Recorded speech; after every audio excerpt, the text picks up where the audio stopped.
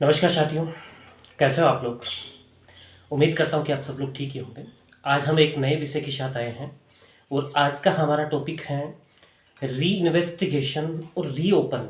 किसी केस के संबंध में आपने सुना होगा कि कोई केस रीओपन हुआ है, किसी केस में री इन्वेस्टिगेशन चल रहा है। ये आखिर क्या है, ये कब होता है, किसके द्वारा ऑर्डर लेने पड़ते हैं। आज के इस वीडियो में इन सभी पहलुओं पर हम चर्चा करेंगे। इससे पहले मेरा निवेदन है कि यदि आप इस चैनल पर पहली बार आए हैं तो चैनल को सब्सक्राइब कर लें, और यदि आपने सब्सक्राइब कर रखा है तो बेल आइकन भी अवश्य दबा लें। और इसके साथ साथ एक छोटा सा निवेदन और है, मेरा जो व्लॉग्स चैनल है adv.मुकेश व्लॉग्स, उसे भी आप सब्सक्राइब कर लें। उस पर मेरी निजी जानकारियाँ, इधर उधर घूमते फिरते के वीडियो आपको मिल जाएंगे। तो अब हम बात करते हैं रीओपन, री इन्वेस्टिगेशन। कोई केस होता है तो उसमें क्या चीज़ें हैं। देखिए, सबसे पहले क्या होता है कि कोई मान लो अपराध हुआ। अब अपराध किस व्यक्ति के साथ हुआ, किसी ना किसी व्यक्ति के साथ हुआ है, तो ऐसी दशा में कोई व्यक्ति आहत है, कोई व्यक्ति विक्टिम है, और वो बनता है परिवादी, कंप्लेनेंट। अब उस व्यक्ति के द्वारा परिवाद पेश किया जाता है या तो कोर्ट में। अब कोर्ट उस परिवाद पे दो चीजें करता है, या तो अपने जांच इंक्वायरी में रख लेता है, या फिर 156(3) के तहत उसे इन्वेस्टिगेशन के लिए एफआईआर लॉन्च करने का आदेश जारी करते हुए पुलिस स्टेशन में भेज देता है। दूसरी चीज एक और हो सकती है कि जिसके साथ कोई घटना घटित हुई, विक्टिम है, और वो पुलिस स्टेशन जाता है और उस पर एक एफआईआर लॉन्च कर ली जाती है पुलिस स्टेशन के द्वारा, थाने के बारसाधक अधिकारी के द्वारा, और फिर उसमें इन्वेस्टिगेशन चलता रहता है। अब ऐसी सभी दशाओं में, जिसमें चाहे कोर्ट ने परिवाद भेजा हो थाने में 156(3) के तहत एफआईआर लॉन्च करने के लिए और इन्वेस्टिगेशन करने के लिए, या फिर डायरेक्टली कोई एफआईआर दर्ज हुई हो, उन सभी दशाओं में अगर किसी मामले में पुलिस ने इन्वेस्टिगेशन किया और इन्वेस्टिगेशन करने के बाद कोर्ट में चार्जशीट पेश कर दी तो मामला चलता रहेगा।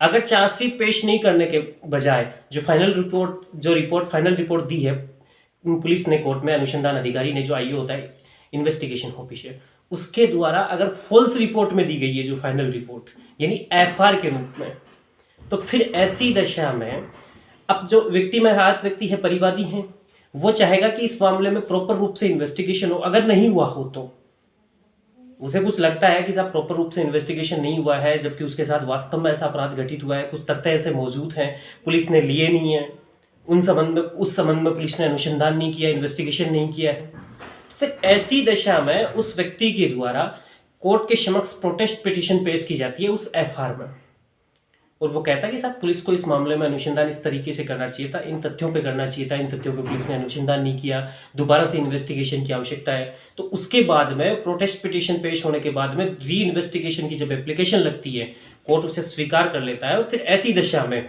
कोर्ट री इन्वेस्टिगेशन के लिए थाने में भेज देता है कि इस मामले में आपने जो अनुसंधान किया है वो इन तथ्यों के आधार पर किया है, लेकिन मुझे प्रतीत होता है, मेरे समक्ष एप्लीकेशन आई है, प्रार्थना पत्र आया, जिसे विचार किया, विचार करने के बाद मैंने ये चीज़ें पाई, और मुझे प्रतीत होता है इसमें री इन्वेस्टिगेशन के इन तथ्यों के आधार पर री इन्वेस्टिगेशन यानी पुनः अनुसंधान करने की आवश्यकता प्रतीत होती है। पुनः अनुसंधान का रिपोर्ट मेरे समक्ष रिपोर्ट प्रस्तुत करें, ये चीजें होती है, तो उसे कहते हैं री इन्वेस्टिगेशन। यानी किसी मामले में जब एक बार अनुसंधान हो चुका है, जो आईओ है अनुसंधान अधिकारी के द्वारा एक बार अनुसंधान किया जा चुका है, लेकिन उस मामले में जो आईओ ने निष्पक्ष होकर प्रॉपर रूप से अनुसंधान नहीं किया, कुछ गवाहों के बयान भी लेखबद्ध नहीं किए, या जिन गवाहों के बयान लेखबद्ध करे हैं वो गवाह है मुलजिम की तरफ से, जो एक्यूज्ड हैं उनके फेवर के गवाह हैं, प्रॉपर रूप से जो गवाह लेने चाहिए थे वो नहीं लिए, ना ही किसी फैक्ट के ऊपर अनुसंधान किया, तो फिर ऐसी दिशा में कोर्ट भेज देता है दोबारा से री इन्वेस्टिगेशन के लिए। लेकिन ध्यान रहे, एफआर पेश होने के बाद उसे प्रोटेस्ट करना पड़ता है, और उसके बाद री इन्वेस्टिगेशन में फाइल कोर्ट के द्वारा भेजी जाती है। तो ये तो था री इन्वेस्टिगेशन। अब हम बात करते हैं रीओपन। आपने सुना है कई बार, ये मीडिया में भी सुर्खियां में रहता है हमेशा, कि कोई केस रीओपन हो गया है, उस नेता के खिलाफ केस रीओपन हो गया है, उसके खिलाफ। तो आखिर ये रीओपन केस कैसे होता है?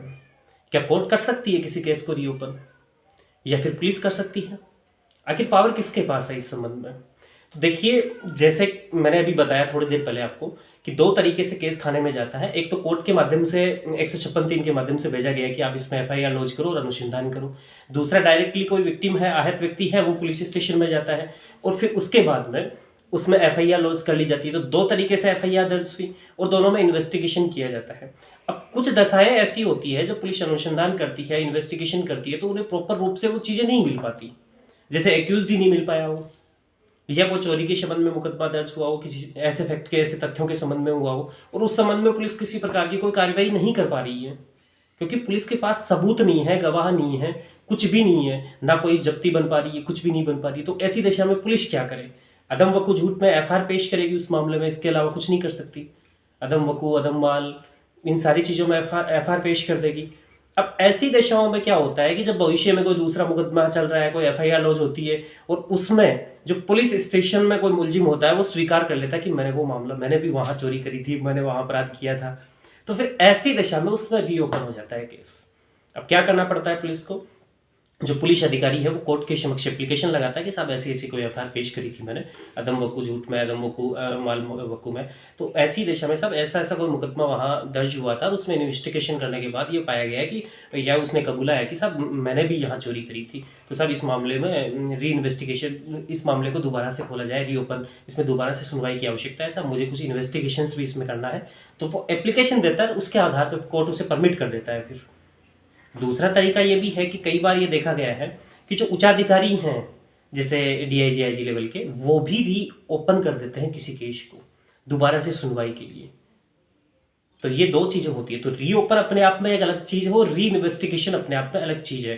री इन्वेस्टिगेशन किसी मामले के संबंध में दोबारा से किया गया इन्वेस्टिगेशन है, अनुसंधान है, जो पुलिस के द्वारा किया जाता है, जबकि री ओपन किसी केस को खोलना है ना, महज खोलना, मतलब ओपन करना किसी केस को, जैसे गेट खोलते हो ना दोबारा से, उसी प्रकार जो गेट आपने बंद कर दिया था, पुलिस ने कोई एफआईआर पेश कर दी थी कोर्ट के समक्ष कि हाँ साहब इस मामले में ना तो मुलजिम मिल रहा है, ना कोई माल मिल रहा है, सब कोई गवाह भी पेश नहीं हो रहे हैं इसमें, तो ऐसी दशा में एफआईआर पेश कर दी उन्होंने। तो अब उसके गेट दोबारा से खुल जाएंगे उस समय कि साहब मुलजिम भी आ गया है, उसने कबूल भी कर लिया है। सबसे बड़ी बात ये है कि साहब ये जो अपराध हुआ है उसने कबूल कर लिया है, फिर उस मामले को दोबारा से ओपन कर दिया जाता है। फिर इन्वेस्टिगेशन होने के उपरांत उसमें भी चार्जशीट अगर पुलिस को पेश करनी होती तो कर दी जाती है। तो उम्मीद करता हूं कि आज के इस वीडियो के माध्यम से आप ये समझ गए होंगे कि री ओपन और री इन्वेस्टिगेशन ये दोनों अलग अलग शब्द हैं। इन्वेस्टिगेशन का हिंदी में मतलब होता है अनुसंधान। ये दोनों अलग अलग शब्द हैं और इन दोनों के अर्थ भी अलग अलग हैं। और अभी के लिए बाय बाय, टाटा बाय बाय, मिलते हैं किसी नेक्स्ट वीडियो में। Bye bye.